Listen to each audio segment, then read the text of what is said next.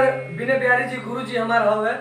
आज आयल बानी गुरु जी के लगे और सीख रहल बानी, गुरु जी सिखा रहल बा। हमारे गुरु जी हमें आज से कुछ भी देख रहे हैं आप सब इसी के बदौलत आज सब हम सब वहाँ पर है काम कर रहे हैं। आज गुरु जी हमको बता रहे हैं कैसे कैसे चढ़ना चाहिए, बता रहे हैं गुरु जी देखिए।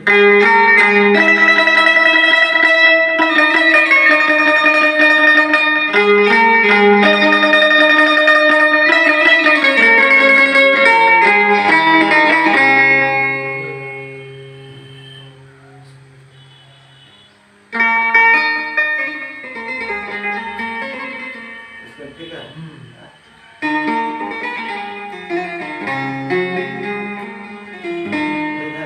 और ऊपर करा नहीं ठीक है, हाँ ये स्केल ठीक है।